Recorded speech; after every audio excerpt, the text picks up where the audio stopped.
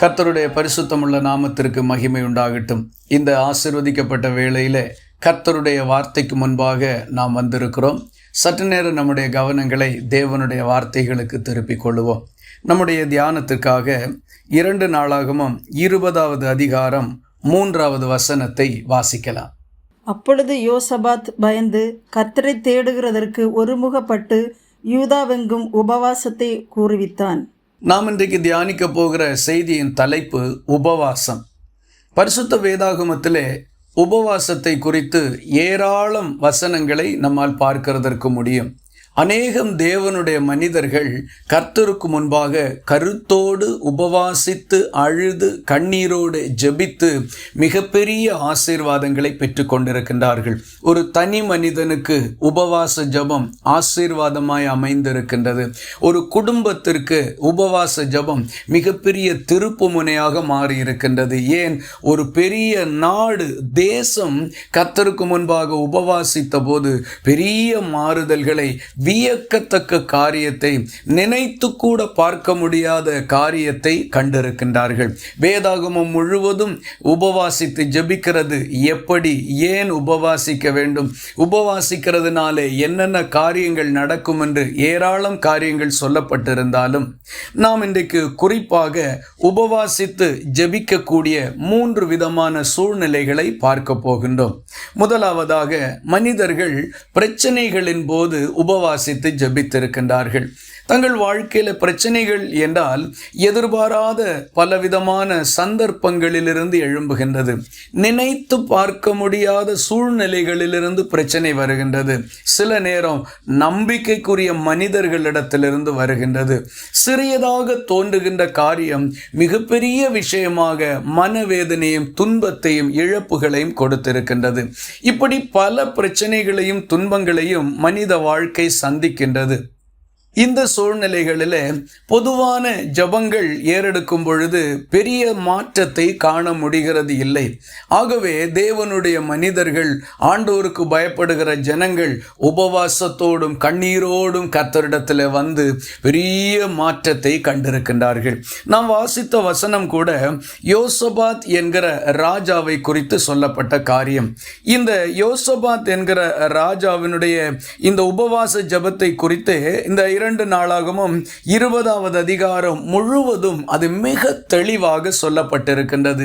எப்படி ஒரு பிரச்சனை வருகின்றது, அந்த பிரச்சனைக்காக எப்படி உபவாசித்து ஜெபித்தார்கள், அந்த உபவாச ஜெபத்தினாலே என்ன நடந்தது என்கிறதற்கு ஒரு நல்ல தெளிவான விளக்கத்தை இந்த 2 நாளாகமும் 20வது அதிகாரத்திலே நம்மால பார்க்கிறதற்கு முடியும்.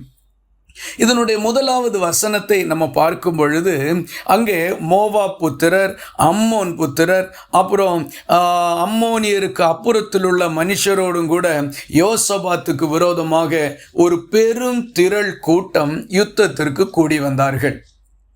யோசபாத் ஆண்டவருக்கு பயந்து நடக்கின்ற மனிதன். தேவனுடைய ஜனங்களை மிகவும் தேவபக்தியோடு நடத்தி கொண்டிருந்தான். யோசபாத்தினுடைய நாட்களில் தேசம் ஒரு தெய்வீக மாற்றத்தை கண்டிருந்தது. இப்படிப்பட்ட சூழ்நிலையில் அவனுக்கு எதிராக ஒரு பெரிய கூட்டமே வந்துவிட்டது.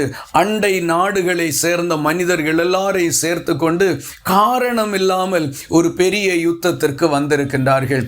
நாமானால் என்ன நினைப்போம், நான் ஆண்டவருக்கு பிரியமில்லாத காரியத்தை ஒன்றும் செய்யவில்லை, அல்லது நான் தேசத்திலே கர்த்தருக்கு பிரியமில்லாத நிலைக்கு போகிறதற்கு ஜனங்களுக்கு அனுமதியும் கொடுக்கவில்லை, நானும் தேவபக்தியோடு இருக்கிறேன், ஏன் எனக்கு இப்படி ஒரு காரியம் வர வேண்டும், கர்த்தர் ஏன் இதற்கு என்னை அனுமதித்தார், இப்படி நமக்குள்ளே பொதுவான ஒரு சிந்தை உண்டாகும். ஆனால் தெய்வீகமான கண்ணோட்டத்தோடு நாம் பார்க்கும்போது எல்லா மனிதனுக்கும் பிரச்சனைகள் உண்டாகின்றது. ஒரு பள்ளிக்கூடத்தில் படிக்கிற பிள்ளைக்கு தேர்வு என்கிறது நிச்சயமாய் கட்டாயம் அந்த பிள்ளைக்கு வரத்தான் செய்யும். பள்ளிக்கூடத்திற்கு போகாத பிள்ளைக்கு தேர்வு இல்லை, படிக்கின்ற பிள்ளைக்கு தேர்வு உண்டு. தேர்வு எதற்காக கொடுக்கப்படுகின்றது என்றால், அந்த பிள்ளை நன்றாக படித்திருந்தால் அவனை அடுத்த வகுப்புக்கு செல்ல செய்வதற்காக, அவனை மேலே கொண்டு வருவதற்காகத்தான் தேர்வு வைக்கப்படுகின்றது. பிள்ளைகளுக்கு படிக்கிற படிக்கிற காலங்கள் அது கடினமாக இருந்தாலும் பெற்றோரும் பெரியவர்களும் இன்னும் அதிகாரிகளும் அரசாங்கமும் எல்லாம் பிள்ளைகளை வளர்த்தெடுக்கிறதற்காக இந்த முறைமை அவசியம் என்பதை அறிந்திருக்கின்றார்கள். பிள்ளைகளுக்கு தற்காலத்தில் புரிகிறதில்லை. அவர்கள் பெரியவர்கள் ஆகின்ற பொழுது அடுத்த தலைமுறையும் இப்படியே தான் நடத்துகின்றார்கள். அப்படி என்றால் தேர்வு எதற்கென்றால் அந்த பிள்ளையை மேலே அடுத்த நிலைக்கு கொண்டு வருவதற்காக. பிரியமானவர்களே, நம்முடைய வாழ்க்கையில் வரக்கூடிய சோதனைகளையும் பிரச்சனைகளையும் குறித்து நாம் தான் தவறான எண்ணம் கொள்ளுகின்றோம். ஒருபோதும் நாம் அப்படி செய்யக்கூடாது. நம்மை உயர்த்துவதற்கு, இன்னும் ஒரு மேலான நிலைக்கு என்னை கொண்டு வருவதற்கு பரலோகத்தின் தேவன் இதை எனக்கு அனுமதித்திருக்கிறார். நான் மன உண்மையோடு நின்று இதை ஜெயிக்க வேண்டும், தாண்ட வேண்டும் என்று நாம சிந்திக்க வேண்டும். அந்த சிந்தை நமக்கு உண்டாகுமானால் இதுதான் மிக சரியான மனநிலையாய் இருக்கின்றது. இங்க யோசபாத்துக்கு விரோதமாய் இவ்வளவு பெரிய கூட்டம் வந்தபோது யோசபாத் செய்த காரியம் என்ன? அப்பொழுது யோசபாத் பயந்து, அந்த 3வது வசனத்தில் வாசிக்கிறோமே, அப்பொழுது யோசபாத் பயந்து கர்த்தரை தேடுகிறதற்கு ஒருமுகப்பட்டு யூதாவெங்கும் உபவாசத்தை கூறுவித்தான். அன்பானவர்களே, யோசபாத் இதை பார்த்து மிகவும் பயந்து விட்டான். பாருங்கள், ஒரு தேவ பக்தியுள்ள அரசன், தன்னுடைய ஜனங்கள் எல்லாம் ஆண்டவருக்கு பயந்து இருக்கிறார்கள். நல்ல ஒரு வலிமையான இராணுவம் அவனுக்கு இருக்கின்றது. இதெல்லாம் இருந்தும் இந்த சூழ்நிலையை பார்த்து அவன் பயந்து போகின்றான். பயந்து போன உடனே அவன் கர்த்தரை தேடுகிறதற்கு ஒருமுகப்பட்டான். இங்கேதான் ஒரு ஆவிக்குரிய அல்லது தேவ பக்தியுள்ள மனுஷனுடைய உண்மையான மனநிலையை நம்மால் பார்க்க முடிகிறது. அவன் தேவனை தேடுகிறதற்கு ஒருமுகப்பட்டான், முறுமுறுக்கவில்லை, கர்த்தரை குறை சொல்லவில்லை, இல்லை நான் என்ன செய்வதென்று அங்கலாய்க்கவில்லை. வீண் பெருமையினாலேயோ அல்லது மாம்சத்தினுடைய சிந்தைகளினாலே ஆட்பட்டு தவறான ஒரு முடிவெடுக்கிறதற்கு அவன் வரவில்லை. பயம் வந்தது, அவன் கர்த்தரை தேடுகிறதற்கு ஒருமுகப்பட்டான். இந்த ஒரு நிலையிலே அடுத்தது 4வது வசனத்தை வாசிக்கலாம். அப்படியே யூதா ஜனங்கள் கர்த்தரிடத்திலே சகாயம் தேட கூடினார்கள். யூதாவில் உள்ள எல்லா பட்டணங்களிலும் இருந்து அவர்கள் கர்த்தரை தேட வந்தார்கள். பாருங்கள், யூதா ஜனங்கள் கர்த்தரிடத்திலே சகாயம் தேட கூடினார்கள்.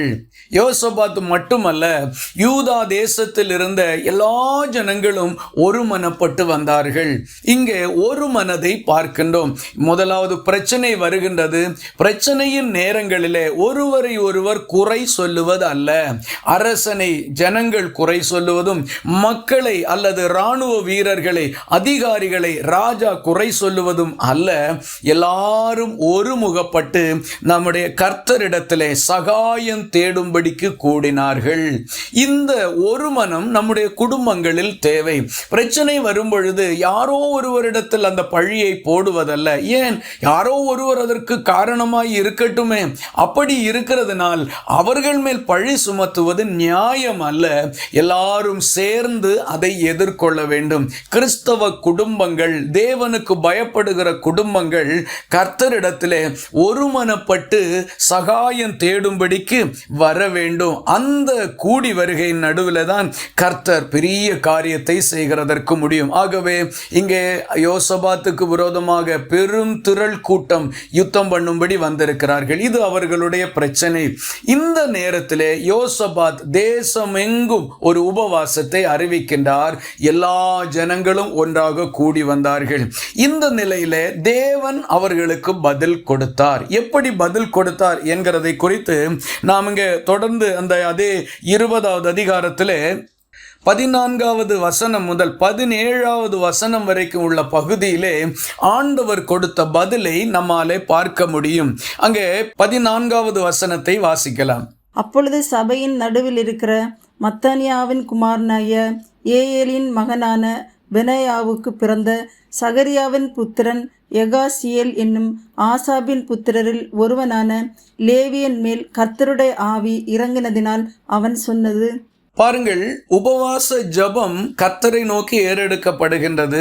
ஜனங்கள் எல்லாரும் அழுகையோடும் கண்ணீரோடும் தங்கள் குறைகளை குற்றங்களை ஆண்டவருக்கு அறிக்கை செய்து தேவ இரக்கத்துக்காக கர்த்தரை நோக்கி மிகப்பெரிய மன்றாட்டு ஜெபத்தை ஏறெடுத்து கொண்டிருக்கின்றார்கள்.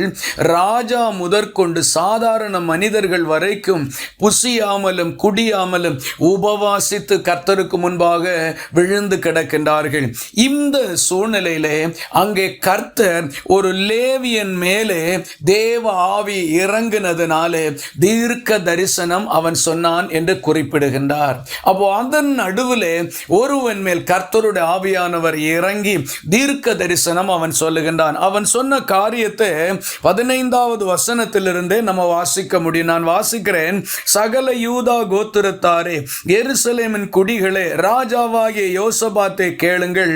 நீங்கள் அந்த ஏராளமான கூட்டத்திற்கு பயப்படாமலும் கலங்காமலும் இருங்கள் என்று கர்த்தர் உங்களுக்கு சொல்லுகிறார். இந்த யுத்தம் உங்களுடையதல்ல, தேவனுடையது. பாருங்கள் தேவ பிள்ளைகளே, கர்த்தரை தேடும்படிக்கு இந்த ஜனம் ஒருமனப்பட்டு கூடின போது இந்த ஜனங்களுடைய பிரச்சனையை தேவன் தன்னுடைய பிரச்சனையாக எடுத்துக்கொண்டார். ஆண்டவருடைய ஆவியானவர் இதை தெளிவாக பேசினார். ராஜாவையும் ஜனங்களையும் பார்த்து, நீங்கள் கேளுங்கள், யுத்தம் உங்களுடையதல்ல, யுத்தம் என்னுடையது. எதிரிகள் யோசபாத்துக்கு எதிராக, இந்த யூதா மனுஷருக்கு எதிராக வந்திருக்கிறார்கள். கர்த்தர் சொல்லுகிறார், உங்களுக்கு எதிராக அல்ல, எனக்கு எதிராக வந்திருக்கிறார்கள். ஆகவே யுத்தம் என்னுடையது. தேவன் பொறுப்பேற்றுக் கொள்ளுகின்றார். உண்மையான உபவாச ஜெபத்தின் நடுவிலே குடும்பத்தோடு, சபையோடு அல்லது அதற்கு கடமைப்பட்ட உத்தரவாதப்பட்ட மனிதர்கள் ஒன்றாக கூடி வந்து உபவாசித்து ஜெபிக்கும் பொழுது அவர்களுடைய பிரச்சனையை தேவன் தன்னுடைய பிரச்சனையாக எடுத்துக் கொள்ளுகின்றார். இப்போ பிரச்சனை கர்த்தருக்குரியதாக மாறிவிடுகின்றது. ஆண்டவர் இறங்குகிறார். இது என்னுடைய விஷயம். அப்படியானால் தேவ பிள்ளைகளே, உங்கள் காரியங்கள் ஒவ்வொன்றும் கர்த்தருக்குரிய காரியமாய் தேவன் பார்க்கின்றார். நாம தான் இது ஏன் பிரச்சனை, இதுல நான் என்ன செய்யணும், இதுல நான் எப்படி செய்கிறது, சில நேரங்களில் கேட்கிறோம், நான் என்னதான் பண்ண முடியும், நான் என்னதான் செய்கிறது. நாம் தவறாக சிந்திக்கிறோம். கர்த்தரிடத்தில், ஆண்டவரே இது உம்முடைய காரியம், நான் உம்முடைய பிள்ளை, என்னுடைய குடும்பம் உம்முடைய குடும்பம், என்னுடைய சபை உம்முடைய சபை, எங்கள் தேசம் உம்முடைய தேசம், நாங்க என்ன செய்யணும் ஆண்டவரே என்று நம்ம கேட்கணும். இங்கே கர்த்தர் அந்த காரியத்தை பொறுப்பேற்றுக் கொள்கின்றார். தொடர்ந்து 16வது வசனத்திலிருந்து வாசிக்கும் பொழுது, நாளைக்கு நீங்கள் அவர்களுக்கு விரோதமாய் போங்கள். இதோ அவர்கள் சிஸ் என்னும் மேட்டு வழியாய் வருகிறார்கள். நீங்கள் அவர்களை ஏருவேல் வனாந்தரத்துக்கு எதிரான பள்ளத்தாக்கின் கடையாந்தரத்திலே கண்டு சந்திப்பீர்கள். ஆண்டவர் தெளிவா சொல்றார். பாருங்க, அவங்க எந்த திசையிலிருந்து வந்து கொண்டிருக்கிறார்கள், நீங்க புறப்பட்டு போகுங்க, அவர்களை எதிர்கொண்டு அவர்களுக்கு எதிராக புறப்பட்டு போங்கள். எந்த இடத்துல நீங்க அவங்களை சந்திப்பீங்க, எல்லாத்தையும் தேவன் திட்டம் வைத்திருக்கின்றார். தேவ பிள்ளைகளே, ஏதோ ஒன்று எதிர்பாராம நடந்துச்சு அப்படின்னு நம்ம நினைக்க கூடாது. எதிர்பாராமல் ஒரு பிரச்சனை வந்து விட்டது, அது நமக்கு தெரியல, ஆனால் தேவன் எல்லாவற்றையும் கவனித்துக் கொண்டிருக்கின்றார். எழும்புகிறது கர்த்தருக்கு தெரியும். அவர்கள் யோசிக்கிறது ஆண்டவருக்கு தெரியும். அவர்கள் எந்த வழியாய் வருகிறார்கள் என்று கர்த்தருக்கு தெரியும். இது எங்க போய் முடியும் என்கிறது கர்த்தருக்கு தெரியும். தேவன் எல்லாவற்றை குறித்தும் ஒரு திட்டம் வைத்திருக்கிறார். ஆகவே நாம கலங்கவோ பயப்படவோ வேண்டியதில்லை. உபவாசித்து ஜெபிக்கிறதற்கு ஆயத்தப்பட வேண்டும். இப்படி அவர்களை சந்திப்பீர்கள் என்று சொன்ன கர்த்தர் தொடர்ந்து சொல்லுகிறார். பாருங்கள், இந்த யுத்தத்தை பண்ணுகிறவர்கள் நீங்கள் அல்ல, யூதா மனுஷரே, எருசலேம் ஜனங்களே, நீங்கள் தரித்து நின்று கர்த்தர் உங்களுக்கு செய்யும் ரட்சிப்பை பாருங்கள் என்று ஆண்டவர் சொல்லுகிறார். இது யுத்தத்தை நீங்க பண்ண போறதில்லை, நீங்க நின்று கர்த்தர் உங்களுக்காய் செய்ய போகிற ரட்சிப்பை பாருங்கள் என்று கர்த்தர் சொல்லுகிறார். உபவாசித்து ஜெபித்த போது தேவன் இறங்கி வந்தார். அன்பான தேவ பிள்ளைகளே, இங்கே இந்த யோசபாத்து ராஜாவுக்கும் யூதா தேசத்து மக்களுக்குமாக அவர்களுடைய உபவாசத்தை பார்த்து ஜெபத்தை கேட்டு கர்த்தர் இறங்குவார். ஆனால் ஏன் உங்களுக்காக இறங்கி வர மாட்டார்? ஏன் உங்களுக்காக கர்த்தர் செய்ய மாட்டார்? நிச்சயமாய் உங்களுக்கும் செய்வார். பைபிளில் இது எழுதப்பட்டிருக்கிறது. இதை வாசிக்கிறவன் எனக்கும் கர்த்தர் இப்படி செய்வார் என்று விசுவாசிக்கிறதற்காகத்தான் எழுதப்பட்டிருக்கிறது. ஆகவே கர்த்தரை நம்புங்கள். இங்கே நடந்த காரியம் என்ன, கர்த்தர் இந்த காரியத்தை எப்படி செய்தார், அதையும் நாம் இங்கே பார்க்கலாம். 21வது வசனம் முதற்கொண்டு நாம் வாசிக்கும் பொழுது இந்த யோசபாத் ராஜா தொடர்ந்து இன்னும் ஒரு காரியத்தை செய்தார். என்ன அப்படின்றால், யுத்தத்திற்கு இராணுவ வீரர்கள் அணிவகுத்து போய் கொண்டிருக்கின்ற பொழுது இராணுவ வீரர்களுக்கு முன்னதாக அங்கே கர்த்தரை துதித்து பாடுகிற ஒரு பெரிய கூட்டத்தை அவர் நியமித்திருந்தார். அவர்கள் யுத்த களத்துக்கு போகின்ற பொழுது அங்கே நின்று கொண்டு கர்த்தரை துதித்து பாடி மகிமைப்படுத்தினார்கள். யுத்த களத்திற்கும் ஆராதனைக்கும் சம்பந்தம் இல்லை. ஆனால் யுத்த களத்திற்கும் ஆராதனைக்கும் சம்பந்தம் உண்டு பண்ணுகிற மனிதன் கர்த்தரிடத்திலிருந்து பெரிய காரியத்தை பெற்றுக் கொள்வான். சாதாரணமாக சொன்னால் யுத்த களத்துக்கும் ஆராதிக்கிறவர்களுக்கும் யுத்த களத்தில் என்ன ஒரு சம்பந்தம் இருக்கின்றது? இது புரியாத மனிதர்களுடைய வாதம் என்னவென்றால், தாவீது யுத்த களத்திற்கு வந்திருக்கின்ற முகாந்தரத்தை ஈசாய் ஒரு விதமாக அறிந்திருந்தார். ஆனால் தேவன் வேறொரு விதமாக மனதில் வைத்திருந்தார். ஈசாயினுடைய மனதில் என் பிள்ளைங்க யுத்த களத்தில் இருக்கிறாங்க, தாவீது கொஞ்சம் உணவுப் பொருட்களை கொண்டு போய் அவங்க எப்படி இருக்கிறாங்க சுக செய்தியை விசாரித்து வரட்டும் என்கிறதற்காக தாவீதை அனுப்பி வைத்தார் ஈசாய். ஆனால் தேவனுடைய மனதில் அப்படி அல்ல. தாவீது வர வேண்டும், தாவீதை கொண்டு கோலியாத்தை வீழ்த்த வேண்டும் என்கிறது தேவனுடைய விருப்பமாக இருந்தது. நம்ம பொதுவாக நம்முடைய வெளித்தோற்றம் அல்லது சூழ்நிலையின் அடிப்படையில் சிந்திக்கின்ற மனநிலையிலே தேவனுடைய திட்டத்தை அறிய முடியாது. சுற்றி இருக்கக்கூடிய மனிதர்களையும் நடக்கின்ற காரியங்களையும் எல்லாம் பார்க்கும் பொழுது தேவ திட்டம் நமக்கு புரியாது. ஆனால் செல்ல வேண்டிய இடத்தில் செல்லும் பொழுது கர்த்தர் நம்மோடு கூட இடைபடும் பொழுது இல்ல, தேவன் என்னை குறித்து வேறு திட்டம் வைத்திருக்கிறார் என்று அறிந்து கொள்ளுகிறதற்கு முடியும். அங்கு தாவீது போகின்றார். இங்கே அவனுடைய சகோதரர்கள், நீ ஏன் இங்க வந்து விட்டாய், வீட்டுக்கு போய்விடு என்று சொல்லுகிறார்கள். இல்லை, தாவீதுக்கு புரிந்தது, என்னை கர்த்தர் வேறொரு நோக்கத்தோடு கொண்டு வந்திருக்கின்றார், இந்த பெலிஸ்தனை வீழ்த்த வேண்டும். அப்படியானால் பாருங்களேன், அந்த இடத்துல அபிஷேகிக்கப்பட்ட ஒரு தேவனுடைய பிள்ளையினுடைய விசுவாசத்துடன் கூடிய உறுதிதான் வெற்றிக்கு காரணமாய் இருந்தது. இங்கே இவர்கள் ஜெபிக்கும்படிக்கு ஆராதிக்கும்படிக்கு ஒரு பெரும் கூட்டத்தை பாடகர்களை எல்லாம் முன்னே நிறுத்தினார். 22வது வசனத்திலிருந்து வாசிக்கும் பொழுது, அவர்கள் பாடி துதி செய்ய தொடங்கின போது யூதாவுக்கு விரோதமாய் வந்து பதிவிருந்த அம்மோன் புத்திரரையும் மோவாபியரையும் சேயீர் மலை தேசத்தாரையும் ஒருவருக்கு விரோதமாய் ஒருவரை கர்த்தர் எழும்ப பண்ணினதினால் அவர்கள் வெட்டுண்டு விழுந்தார்கள். பாருங்களேன், எதிரிகள் ஒருவருக்கொருவர் விரோதமாக எழும்பி அங்க பெரிய யுத்தம் அவர்களுக்குள் உண்டாகின்றது. 3 கூட்டத்தினர், அம்மோனியர், மோவாபியர், சேயீர் மலை தேசத்தார், 3 கூட்டத்தினரும் ஒருவருக்கொருவர் விரோதமாக எழும்பி யுத்தம் பண்ணி மடிந்து போய்விட்டார்கள். நம்ம வாசிக்கின்ற போது 24வது வசனத்தில் நம்ம வாசிக்கும் பொழுது, யூதா மனுஷர் வனாந்தரத்தில் உள்ள சாமக்கூட்டண்டையிலே வந்து அந்த ஏராளமான கூட்டம் இருக்கும் திக்கை நோக்குகிற போது இதோ அவர்கள் தரையிலே விழுந்து கிடக்கிற பிரேதங்களாக கண்டார்கள், ஒருவரும் தப்பவில்லை. பிரியமானவர்களே, கர்த்தருடைய யுத்தத்திலே ஒரு எதிரி கூட தப்பி போவது இல்லை. ஒருவேளை மனுஷர்களுக்கு மனுஷர் யுத்தம் நடக்கின்ற பொழுது சிலர் தப்பி போகிறதற்கு முடியும். ஆனால் கர்த்தர் யுத்தம் பண்ண எழும்புகின்ற போது ஒருவனும் மீந்து போகிறது இல்லை. இங்கே கர்த்தர் ஒரு பெரிய மாற்றத்தை கொடுத்தார், ஒரு விடுதலையை கொடுத்தார். ஒரு பெரிய யூதா என்கிற நாட்டுக்கு தேவன் செய்ததை பாருங்களேன். கர்த்தர் உங்கள் வீட்டுக்கு செய்ய மாட்டாரா? கர்த்தர் உங்கள் வேலையில் செய்ய மாட்டாரா? கர்த்தர் உங்கள் தனிப்பட்ட காரியத்தில் ஏன் உங்களுக்கு செய்யாமல் இருப்பாரா? உங்கள் சபைக்கு செய்யாமல் இருப்பாரா? ஏன் நம்முடைய தேசத்துக்கு செய்யாமல் இருப்பாரா? நிச்சயமாக செய்வார். ஆகவே உபவாச ஜெபம் ராஜாவும் சாதாரண மக்களும் சேர்ந்து கர்த்தரிடத்தில் கண்ணீரோடு வந்து கூப்பிட்டார்கள், குறைகளை அறிக்கை செய்தார்கள், மனத்தாழ்மையோடு வேண்டிக் கொண்டார்கள். தேவன் இறங்கி வந்தார். ஓம் பிரச்சனை ஏன் பிரச்சனை என்று கர்த்தரே அதை எடுத்துக்கொண்டார், பெரிய ஜெயத்தை கொடுத்தார். இந்த காரியத்தை நம்ம ஏற்கனவே பார்த்தது போல பிரச்சனைகளின் போது உபவாசித்த ஜெபம் இது. இரண்டாவதாக தேவ முன்னறிவிப்பின் போது உபவாசித்து ஜெபித்த காரியத்தை நம்ம பார்க்க போகிறோம். தேவ முன்னறிவிப்பு என்றால் ஆண்டவர் சில நேரங்களில் தம்முடைய தீர்க்கதரிசிகளை எழுப்பி தேசத்துக்கு வரப்போகக்கூடிய தீங்கை குறித்து அவர்களுக்கு அறிவிப்பார், சொல்லுவார்.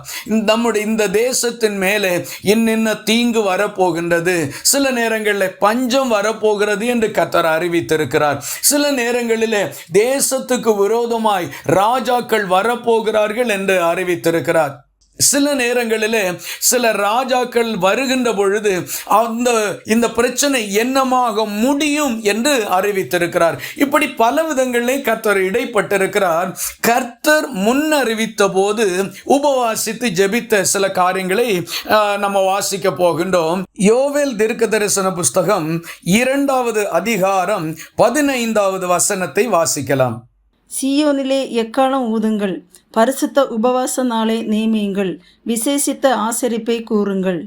ஆண்டவருங்க சீயோனிலே எக்காலம் ஊதி உபவாச ஜெபத்தை அறிவித்து எல்லாரையும் ஒன்று கூடி வரச் செய்து ஜெபியுங்கள் என்று சொல்லுகிறார். இதற்கு 2 காரணங்கள் உண்டு.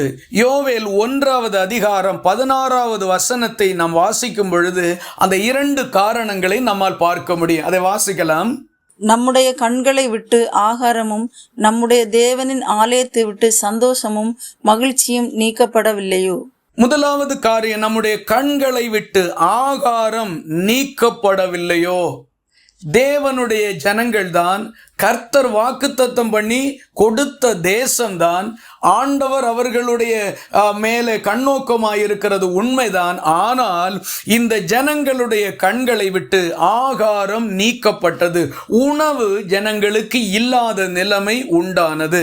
இரண்டாவதாக, நம்முடைய தேவனின் ஆலயத்தை விட்டு சந்தோஷமும் மகிழ்ச்சியும் நீக்கப்படவில்லையோ? ஆலயத்தை விட்டு சந்தோஷமும் மகிழ்ச்சியும் நீங்கி இருந்தது. 2 காரியங்கள். ஒன்று, ஜனத்திற்கு ஆகார உணவு இல்லை. இரண்டாவதாக, ஆலயத்திலே ஜனங்கள் சந்தோஷத்தோடு கூடி வந்து கர்த்தரை ஆராதிக்கவில்லை. இந்த 2 காரியங்களின் நிமித்தம் தேசம் மிகவும் தள்ளாடி கொண்டிருக்கின்றது. இந்த சூழ்நிலையிலே இவர்களுக்கு எதிராக மிகப்பெரிய ஒரு இராணுவம் எழும்ப போகின்றது. இது ஜனங்களுடைய பாவத்து நிமித்தம் இப்படிப்பட்ட நிலை உண்டானது. நம்ம நன்றா தெரிந்து கொள்ளணும். நமக்கு ஒரு எதிர்பாராத சூழ்நிலைகளும் கஷ்டங்களும் துன்பங்களும் வரும் பொழுது அது ஏதோ வந்துவிட்டது என்று நம்ம நினைக்க கூடாது. இந்த காரியம் எதனால் வந்தது என்று தேவனிடத்தில் விசாரிக்க வேண்டும். இந்த ஜனத்திற்கு ஆகார குறைவு உண்டானது. எப்படி?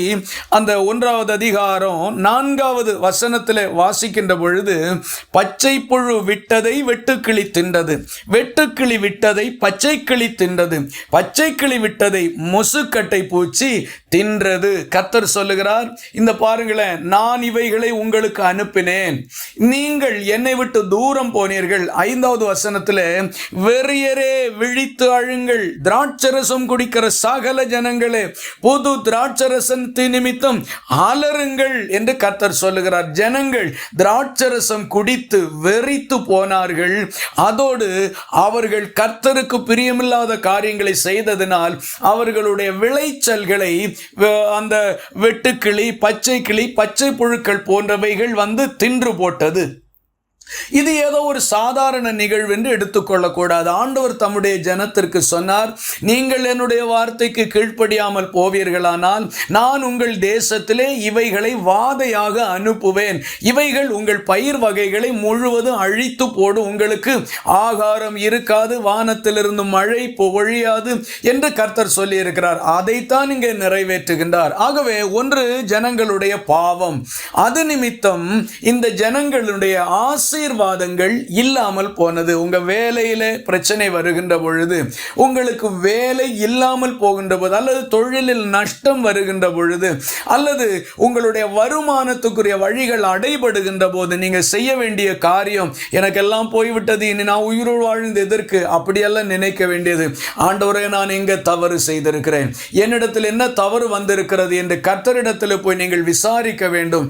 அப்போ ஆண்டவர் உங்களுக்கு சொல்லுவார், ஏதோ ஒரு வகையில் உங்களுக்கு உணர்த்தி கொடுப்பார். நீங்கள் உங்கள் தவறை அறிக்கை செய்து அதை விட்டு மனம் திரும்புகின்ற பொழுது உங்க பிரச்சனைக்கு அன்னைக்கே அங்கே அப்பவே முடிவு வந்துவிடும். கர்த்தர் அந்த காரியத்தை மாற்றி போடுவார். இதை தான் அந்த ஜனங்களுக்கு சொல்லுகிறார். ஆகவே இது ஒரு பிரச்சனை அவர்களுக்கு சொல்லுகின்றார். இந்த இரண்டாவது காரியம் அந்த 6வது வசனத்திலே சொல்லுகிறார். 6வது வசனத்தை வாசிக்கலாம்.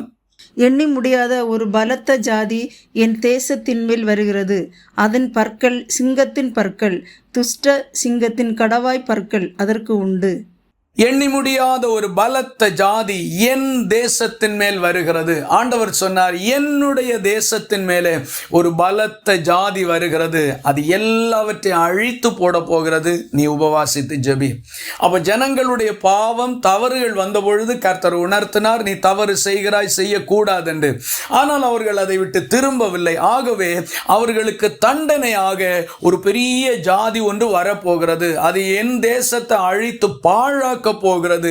இப்போவாகல நீ உபவாசித்து ஜெபி என்று கர்த்தர் அழைக்கின்றார். இது ஒரு காரியம். இரண்டாவதாக அதனுடைய 9வது வசனத்தில் வாசிக்கின்ற போது, போஜன பலியும் பான பலியும் கர்த்தருடைய ஆலயத்தை விட்டு அற்று போயின, கர்த்தரின் ஊழியக்காரராகிய ஆசாரியர்கள் துக்கிக்கிறார்கள். அப்ப ஆண்டவருடைய சமூகத்தில் வந்து பலி செலுத்துகிறதும் காணிக்கை செலுத்துகிறதுமான காரியம் இல்லாமல் போய்விட்டது. ஜனங்கள் தேவனுடைய ஆலயத்துக்கு வருவதை நிறுத்தி கொண்டார்கள். கர்த்தரை தேடுகிறதை விட்டு விட்டார்கள். ஆண்டவரை மறந்து விட்டார்கள். தங்களுக்கு தோன்றின பிரகாரம் வாழ ஆரம்பித்தார்கள். பிரியமானவர்களே, தேவனுடைய சமூகத்தையும் பரிசுத்த சபை கூடி வருதலையும் யார் விட்டு விடுகிறார்களோ அவர்களுக்கு எதிராக மிகப்பெரிய தீங்கு வரும். அவர்கள் வரக்கூடிய சோதனையில் தப்பி பிழைப்பது அரிதாக மாறிவிடும். ஆகவே ஒரு நாளும் கர்த்தரை விட்டு நாம் வழி விலகி செல்லக்கூடாது. தேவனுடைய சமூகத்தை மறக்க கூடாது. வேதத்தை மறந்தால் உன் பிள்ளைகளை மறந்து விடுவேன் என்று கர்த்தர் சொல்லுகிறார். ஆகவே சபை கூடி வருதலை விட்டு விடாமல் கர்த்தருடைய ஆலயத்திற்கு வாருங்கள், ஜெபியுங்கள், ஒன்று சேர்ந்து கர்த்தருக்கு முன்பாக நில்லுங்கள். அதுதான் உங்களுக்கு சமாதானம், அங்கதான் உங்களுக்கு ஆசீர்வாதம் உண்டு. ஆகவே இந்த காரியங்கள் எல்லாம் செய்தது நிமித்தமாக இந்த இஸ்ரவேல் ஜனத்திற்கு மிகப்பெரிய தீங்கு வரப்போகிறது என்று கர்த்தர் அறிவித்தார். ஆகவே 2 காரியங்களை நம்ம பார்த்தோம். ஒன்று, ஜனங்களுடைய பாவத்தின் நிமித்தமாக தேசத்திலே பயிர் நிலங்கள் எல்லாம் அழிக்கப்பட்டது. இரண்டாவதாக அவர்கள் கர்த்தருடைய ஆலயத்துக்கு வராமல் போனது நிமித்தமாக ஒரு பெரிய ஜாதி ஜனக்கூட்டம் இவர்களை அழிக்கும்படி வரப்போகின்றது. இதை கர்த்தர் முன்னறிவித்து விட்டு இப்போவாவது நீ ஜெபி என்று அவர்களுக்கு சொல்லுகிறார். எப்படி ஜெபிக்க வேண்டும் என்கிறதையும் கர்த்தரே சொல்லுகிறார். 15வது வசனத்தையும் 16வது வசனத்தையும் நம்ம வாசிக்கலாம். சீயோனிலே எக்காலம் ஊதுங்கள், பரிசுத்த உபவாச நாளை நியமியுங்கள், விசேஷித்த ஆசரிப்பை கூறுங்கள், ஜனத்தை கூட்டுங்கள், சபையை பரிசுத்தப்படுத்துங்கள், முதியோரை சேருங்கள், பிள்ளைகளையும் பாலுண்ணுகிற குழந்தைகளையும் கூட்டுங்கள். மணவாளன் தன் அறையையும் மணவாட்டி தன் மறைவையும் விட்டு புறப்படுவார்களாக. பாருங்கள், அங்கே முதியவர்கள், சிறு பிள்ளைகள், அதுபோல மணமகன் மணமகள் என்று எந்த வித்தியாசமும் இல்லாமல் எல்லாரும் ஒன்று சேர்ந்து வாருங்கள், அங்கே கர்த்தருடைய சமூகத்தில் உபவாசித்து ஜெபியுங்கள் என்று ஆண்டவர் சொல்லுகின்றார். இந்த வார்த்தையின்படி அவர்கள் கூடி வந்து கர்த்தரிடத்திலே ஜெபித்தார்கள். கர்த்தர் கொடுத்த பதில பாருங்களேன். 21வது வசனத்திலிருந்து வாசிக்கும் பொழுது, தேசமே பயப்படாதே, மகிழ்ந்து களி கூறு, கர்த்தர் பெரிய காரியங்களை செய்வார்.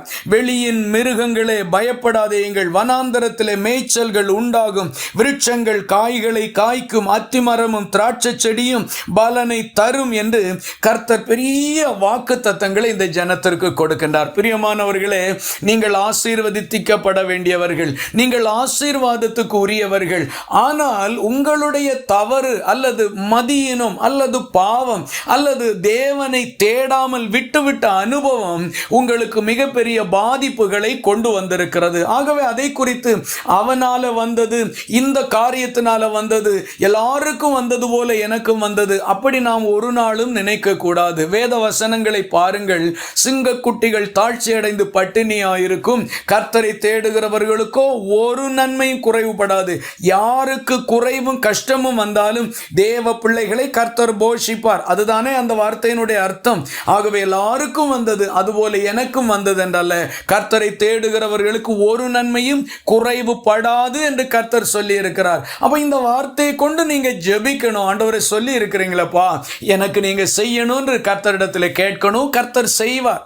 ஆகவே இங்கே இந்த ஜனங்களுக்கு கர்த்தர் இப்படி ஒரு மகிமையான பதிலை கொடுத்து அவர்களை ஆசீர்வதித்தார். தொடர்ந்து நாம் இங்கே வாசிக்கின்ற பொழுது 25வது வசனம், 2வது அதிகாரம் 25வது வசனத்தை வாசிக்கின்ற பொழுது, நான் உங்களிடத்தில் அனுப்பின என் பெரிய சேனையாகிய வெட்டு கிளிகளும் பச்சை கிளிகளும் முசுக்கட்டை பூச்சிகளும் பச்சை புழுக்களும் பட்சித்த வருஷங்களின் விளைவை உங்களுக்கு திரும்ப அளிப்பேன் என்று கர்த்தர் சொல்லுகின்றார். பாருங்க, இந்த 2வது அதிகார 25வது வசனத்திலே இந்த வாக்கு தத்தத்தை ஆண்டவர் கொடுக்கின்றார். ஆனால் இது எப்போ அவர்களுக்கு சம்பவித்தது என்று நம்ம பார்க்கின்ற பொழுது 1வது அதிகாரத்திலே 4வது வசனத்தில் வாசிக்கின்ற பொழுது, பச்சை புழு விட்டதை வெட்டுக்கிளி தின்றது, வெட்டுக்கிளி விட்டதை பச்சை கிளி தின்றது, பச்சை கிளி விட்டதை முசுக்கட்டை பூச்சி தின்றது. நான் உங்களுக்கு தண்டனையாக இவைகளை அனுப்பினேன், உங்களுக்கு பெருத்த நஷ்டம் உண்டானது. இப்போ நீங்க எனக்கு பயந்து என்னுடைய வார்த்தைக்கு செவி கொடுத்து என்னிடத்தில் அழுகையோடு கண்ணீரோடு திரும்பி இருக்கிறீர்கள். ஆகவே நீங்கள் இழந்ததை உங்களுக்கு மறுபடியும் கொடுப்பேன் என்று கர்த்தர் சொல்லுகிறார். அன்பான தேவனுடைய பிள்ளைகளை, நம்முடைய தேவன் எவ்வளவு நல்லவர். அவர் உங்களை ஆசீர்வதிக்கத்தான் விரும்புகின்றார். நீங்கள் கர்த்தரிடத்தில் திரும்பினீர்கள், ஆனால் உண்மையான மனஸ்தாபத்தோடு வந்தீங்கன்னா நீங்க எதெல்லாம் இழந்தீங்களோ அதையெல்லாம் பெற்றுக்கொள்வீங்க. தாவீது இழந்ததை திரும்ப பெற்றுக்கொண்டான், அவன் கர்த்தரை தேடினபடினார்.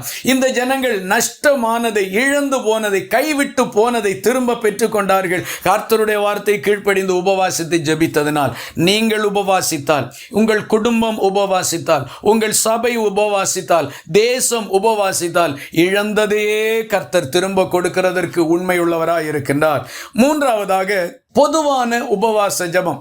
சாதாரணமாக நாம் அந்தந்த, அதாவது ஒரு வருஷத்திலே ஒரு குறிப்பிட்ட காலங்களிலே சில நாட்களை முன்குறித்து கொண்டு உபவாசித்து ஜெபிக்கின்றது, அல்லது நமக்கு தோன்றுகின்ற நேரங்களில் நாம் உபவாசித்து ஜெபிக்கிறது, இப்படிப்பட்ட பொதுவான உபவாச ஜெபம். அதற்கு கர்த்தர் எப்படி முக்கியத்துவத்தை கொடுக்கிறார் என்கிறதையும் கொஞ்சம் வேத வசனத்திலிருந்து நம்ம பார்க்கலாம். அப்போஸ்தலருடைய நடபடிகள் 13வது அதிகாரம் 2வது வசனத்தை வாசிக்கலாம். அவர்கள் கர்த்தருக்கு ஆராதனை செய்து உபவாசித்து கொண்டிருக்கும் போது பர்னபாவையும் சவுலையும் நான் அழைத்த ஊழியத்துக்காக அவர்களை பிரித்து விடுங்கள் என்று பரிசுத்த ஆவியானவர் திருவுளம் பற்றினார். அந்தியோக்கியா சபையிலே போதகர்களாகவும் தீர்க்கதரிசிகளாகவும் இருந்த தேவனுடைய பிள்ளைகள் உபவாசித்து ஜெபித்துக் கொண்டிருந்தார்கள். இது தேவன் அவர்களுக்கு நீங்க உபவாசித்து ஜெபிங்க என்று சொல்லி ஜெபித்தார்கள் என்று அங்கே நம்ம பார்க்க முடிகிறது இல்லை. அல்லது அவர்களுக்கு வருஷா வருஷம் குறிக்கப்பட்ட ஜெபங்கள் என்றும் அங்கே சொல்லப்படவில்லை. பொதுவாக அவர்கள் ஜெபம் பண்ணி கொண்டிருந்தார்கள். அப்பொழுது பரிசுத்த ஆவியானவர் அவர்களோடு பேசினார். என்ன? பர்னபாவை சவுலையும் நான் அழைத்த ஊழியத்துக்காக அவர்களை பிரித்து விடுங்கள் என்று பேசினார். என்ன கர்த்தருடைய ஆவியானவர் சொன்னார்? பவுலையும் பர்னபாவையும் நான் அழைத்த ஊழியத்துக்காக நீங்கள் பிரித்து விடுங்கள் என்று சொன்னார். உடனே அதற்காகவும் அவர்கள் உபவாசித்து ஜெபம் பண்ணி அவர்கள் மேல் கைகளை வைத்து ஜெபித்து அவர்களை அனுப்பினார்கள். இந்த அனுப்பப்படுதல் தான் அப்போஸ்தலனாகிய பவுலனுடைய முதலாவது ஊழிய பயணம். அந்த ஊழிய பயணம் வெற்றிகரமாய் முடிந்தது. மறுபடியும் ஒரு ஊழிய பயணத்தை மேற்கொள்ளுகின்றார். இப்படி 3 ஊழிய பயணங்களை மேற்கொள்ளுகின்றார். கடைசியாக ரோமாபுரிக்கும் அவர் கைதியாக கொண்டு போகப்பட்டார். அந்த ரோமாபுரியிலே அங்கேயும் அவர் ஊழியத்தை செய்தார் என்கிறதை அப்போஸ்தலர் நடபடிகளில் நம்மால பார்க்கிறோம். வாசிக்கிறதற்கு முடியும். சபைகளுக்கு எழுதப்பட்ட நிருபங்களிலிருந்து நாம் அதை அறிந்து கொள்ளுகிறதற்கு முடியும். பொதுவாக உபவாசித்து ஜெபிக்கிற வழக்கம் நமக்கு வேண்டும். சபைகளிலே உள்ள உபவாச ஜெபங்களுக்கு நீங்க போகணும். அது வார வாரம் நடைபெறுகிற உபவாச ஜெபங்களிலே கலந்து கொள்ளணும். விசேஷித்த உபவாச ஜெபங்கள் 3 நாட்களோ 7 நாட்களோ 21 நாட்களோ எவ்வளவு நாட்கள் நடத்தினாலும் நீங்க போய் ஜெபிங்க. பரிசுத்த ஆவியானவர் உங்களோடு பேசுவார். ஏதோ ஒன்று சொல்லட்டும், நான் உபவாசிக்கணும்னா கர்த்தர் எனக்கு சொல்லட்டும், ஆண்டவர் எனக்கு எதுவும் சொல்லலை அதனால நான் உபவாசிக்கிறதுக்கெல்லாம் போகணுன்ற அவசியம் இல்லை. அப்படியெல்லாம் நம்ம பேசிக்கொண்டு இருக்கக்கூடாது. கர்த்தரை நோக்கி உபவாசித்து ஜெபிக்கணும். எங்க காரியங்கள்ல மாறுதல்கள் வரணும். நமக்கு என்னென்ன விஷயங்கள் இருக்கிறதோ அவைகளுக்கெல்லாம் நியமிக்கப்பட்டிருக்கிற உபவாச ஜெபங்கள்ல போய் கூடி நின்று கர்த்தரிடத்துல மனத்தாழ்மையோடு ஜெபிங்க. ஆண்டவர் உங்களை விசாரிக்கிறவராயிருக்கிறார். நீங்கள் அவருடைய பிள்ளைகளாயிருக்கிறீர்கள். உங்கள் குடும்பம் கர்த்தருடைய குடும்பம், உங்கள் சபை கர்த்தருடைய சபை, உங்கள் தேசம் தேவனுடைய தேசம். நீங்க கர்த்தருக்கு முன்பாக நிற்கின்றது வரைக்கும் தேசத்துக்கு ஒரு தீங்கும் உண்டாகாது.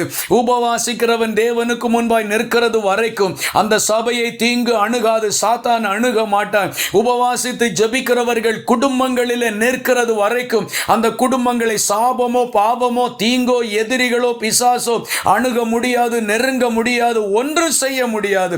ஒருவேளை பிரச்சனைகள் வந்த பிறகாகிலும் நீங்கள் உபவாசித்து ஜெபிப்பீர்களானால் கர்த்தர் எல்லாவற்றையும் உங்களை விட்டு நீக்கி போடுவார். உங்களுக்காக யுத்தம் பண்ணுவார். நீங்கள் இழந்ததை திரும்ப பெற்றுக்கொள்ளும்படிக்கு செய்வார். இங்கே அவர்கள் செய்ததான அந்த ஊழிய பயணங்களிலே பெரிய ஆசீர்வாதங்கள் உண்டானது. ஊழிய வாசல் திறக்கின்ற இடம் உபவாச ஜெபம். ஒரு சபையை கர்த்தர் மேன்மைப்படுத்துகின்ற சந்தர்ப்பம் உபவாச ஜெபம். ஏன் ஒரு குடும்பத்தோடு ஒப்பிட்டு பாருங்களேன். உங்க குடும்பங்களில் பிள்ளைகளுக்கு ஆசீர்வாதத்தின் வாசல்கள் திறக்கக்கூடிய இடம் எதென்றால் நீங்கள் உபவாசித்து முழங்கால நிற்கக்கூடிய இடம்தான். அந்த வேலை எதென்று கேட்டால் நீங்கள் உபவாசித்து ஜெபிக்கிற நேரம்தான். வேலை இல்லை என்றோ மற்ற பிரச்சனைகள் என்றோ நீங்க கருதுவீர்களானால் ஏன் நீங்க உபவாசித்து கர்த்தரிடத்தில் ஜெபிக்க கூடாது? ஆண்டவரே, என்னுடைய இந்த காரியம் மாறுதல் ஆகட்டும், எனக்கு ஒரு அற்புதத்தை செய்தருளும் என்று ஏன் நீங்க உபவாசித்து ஜெபிக்க கூடாது? உபவாசித்து ஜெபித்தவர்கள் மிகப்பெரிய பதிலை பெற்றுக் கொண்டார்கள். அன்பானவர்களே, கர்த்தருக்கு முன்பாக வாருங்கள். மிகப்பெரிய ஊழிய வாசல்.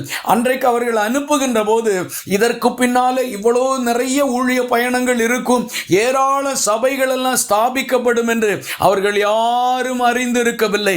அது ஒரு சாதாரணமான ஆரம்பத்தின் நாளாய் இருந்தது. அவர்கள் போக போக போக போகின்ற வழிகளில் எல்லாம் வாசல்கள் திறந்து கொண்டே இருந்தது.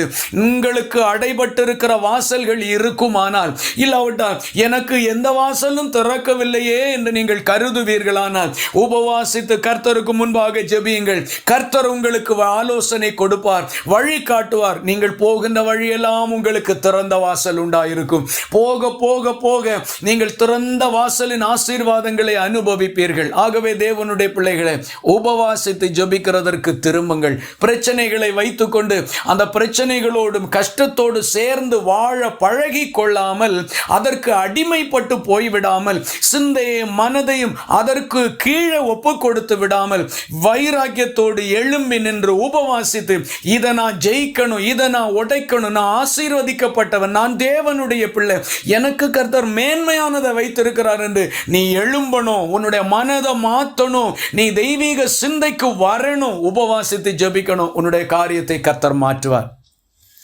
3 காரியங்களை நம்ம பார்த்திருக்கிறோம். முதலாவதாக பிரச்சனைகளின் போது ஜெபித்தவர்களை நம்ம பார்த்தோம். யோசபாத் என்கிற ராஜா தன்னுடைய ஜனங்களோடு சேர்ந்து தான் சந்தித்த பிரச்சனைகளின் நடுவில் கர்த்தரை நோக்கி ஜெபித்தார். யோவேலின் தீர்க்க தரிசன புஸ்தகத்திலே தேவ முன்னறிவிப்பின் போது ஜெபித்தவர்களை பார்த்தோம். அவர்கள் இழந்து போனதை திரும்ப பெற்றுக் கொண்டார்கள். அப்போஸ்தலருடைய நடவடிக்கைகளில் பொதுவாக அவர்கள் உபவாசித்து ஜெபித்ததை பார்க்கிறோம். அந்த ஜெபத்தின் மத்தியிலே அவர்களுக்கு புதிய வாசலை திறந்து கொடுத்தார். அந்த வாசல் அவர்களுக்கு பல ஆண்டுகள், பவுலினுடைய வருங்காலமே எதிர்காலமே அதில் தான் இருந்தது. சபைக்கு ஒரு மிகப்பெரிய எதிர்காலத்தை கர்த்தர் கொடுத்தார். ஆகவே உபவாச ஜெபங்களை அற்பமாக நினைக்காமல் போய் ஜெபியுங்கள். சேர்ந்து கருத்தோடு மனப்பூர்வமாகவும் ஜெபியுங்கள். நீங்களும் புதிய திறந்த வாசல்களை காண்பீர்கள், ஆசீர்வாதமாக இருப்பீர்கள். உபவாச ஜெபங்களை அற்பமாக நினைக்காமல் அல்லது அதை தள்ளி போடாமல் அப்புறம் பார்த்து கொள்ளலாம், அடுத்த அடுத்த மாதம் பார்த்து கொள்ளலாம் என்று அதை தள்ளி போடாமல் இப்போவே அதற்கு ஆயத்தப்படுங்கள். பெரிய காரியங்களை காண்பீர்கள். கர்த்தர் இந்த வசனங்களை கொண்டு உங்களை நிறைவாய் ஆசீர்வதிப்பாராக. ஆமென்.